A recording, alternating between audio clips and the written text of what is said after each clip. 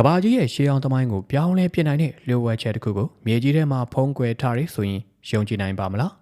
ဒီနေ့ပြောပြချင်တာကတော့အမေရိကတိုင်းမှာလူသားတွေစတင်နေထိုင်ခဲ့တဲ့သမိုင်းကိုအခြေခံကြပြန်လဲရေးသားစီခဲ့တဲ့အန်အိုစီယာရှာဖွေတွေ့ရှိမှုတစ်ခုအကြောင်းပဲဖြစ်ပါတယ်အဲ့ဒါကတော့အမေရိကန်နိုင်ငံနယူးမက္ကဆီကိုပြည်နယ်က White Sand အမျိုးသားဥယျာဉ်မှာတွေ့ရှိခဲ့ရတဲ့ရှေးဟောင်းလူသားခြေရာတွေပဲဖြစ်ပါတယ်ဒီခြေရာတွေကလွန်ခဲ့တဲ့နှစ်ပေါင်း2300ခန့်ကစတင်ခဲ့တာမို့သမိုင်းပညာရှင်တွေကိုအံ့ဩတုန်လှုပ်စေခဲ့ပါတယ်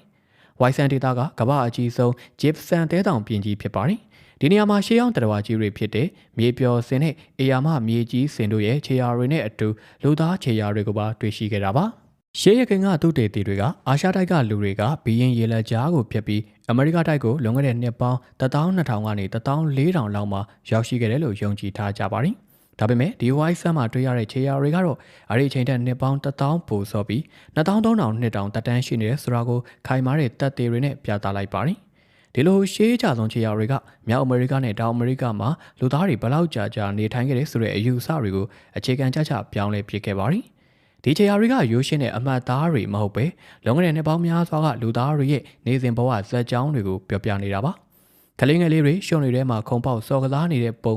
မိခင်တယောက်ကကလေးကိုပွေ့ချီပြီးလမ်းလျှောက်နေတဲ့ပုံစံမျိုးတွေအပြင်အေယာမမြေကြီးစင်ကြီးလိုတရားတွေနဲ့လူသားတွေအတူတကွလမ်းလျှောက်သွားလာခဲ့ကြတဲ့အပြန်အလှန်ဆက်နွယ်မှုတွေကိုပါခြေရာတွေကနေတဆင့်မြင်တွေ့ခဲ့ရပါတယ်။အထူးခြားဆုံးတွေ့ရှိမှုတစ်ခုကတော့မိခင်တဦးကကလေးကိုချီပြီးလမ်းလျှောက်ရင်းချော်လဲကျသွားတဲ့ခြေရာတစ်ခုအပြင်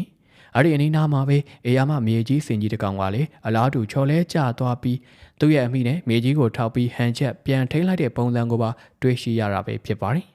ဒီမြင်ကွင်းကလွန်ခဲ့တဲ့နှစ်ပေါင်းထောင်ချီကလူသားနဲ့တဘာဝလောကရဲ့ဆက်ဆံရေးကိုပုံဖော်ပြသနေပြီးရှေးအောင်လူသားတွေရဲ့ဘဝကိုစိတ်ကူးနဲ့မြင်အောင်ကြည့်ဖို့လှုံ့ဆော်ပေးနေပါတယ်။ဒါဆိုရင်ဒီခြေရာတွေကဘယ်လိုလုပ်တလောက်အကြာကြီးမပြတ်စည်းပဲကြန့်ရှိခဲ့တာလဲ။အဖြေကတော့ White Sand ရဲ့တဘာဝဖွဲ့စည်းပုံမှာရှိပါတယ်။အဲဒီဒေသမှာဆိုလိုက်ခြောက်သွေးလိုက်ဖြစ်နေတဲ့ရာသီဥတုစနစ်ကြောင့်ရှုံနေတဲ့ဂျစ်ဆန်တဲလွာတွေကတစ်ခုပြီးတစ်ခုအလွာလိုက်ဖုံးအုပ်ပြီးရှေးအောင်ခြေရာတွေကိုကာကွယ်ထိန်းသိမ်းပေးခဲ့ပါတယ်။ဒါပေမဲ့အခုအခါမှာတော့တဲလွာတွေတိုက်စားမှုမိုးကြီးရေကြီးမှုတွေကြောင့်ဒီခြေရာတွေကလင်းမြန်စွာပျောက်ကွယ်သွားနိုင်တဲ့အန်ဒရယ်နဲ့ရှင်ဆိုင်နေရပါတယ်။ဒါကြောင့်သူတေသီတွေကဒီအဖိုးတန်တဲ့သမိုင်းအမွေနှစ်တွေကိုအချိန်မီမှတ်တမ်းတင်နိုင်ဖို့အပတ်တကုတ်ကြိုးစားနေကြရပါတယ်။ဒီရှေးကြဆုံးခြေရာတွေကကျွန်တော်တို့ကိုပေးတဲ့သင်ခန်းစာကတော့အချိန်ကာလဘလောက်ပဲကြာညောင်းပါစေလူသားတွေရဲ့စိတ်ခံစားမှုကလေးကိုချစ်ခင်တဲ့မိခင်မြတ်တာဒါမှမဟုတ်ရှုံထဲမှာခုံပေါက်စော်ကစားခြင်းတဲ့စိတ်တွေကအတူတူပဲဆိုတာကိုတော့ပြသနေပါတယ်။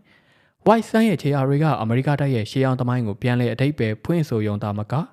ကမ္ဘာပေါ်ကလူသားအလုံးရဲ့ဖြန့်ကျက်နေထိုင်ခဲ့မှုသမိုင်းတစ်စောင်ကိုလည်းဖော်ထုတ်ပြသပေးနေတာပဲဖြစ်ပါတယ်။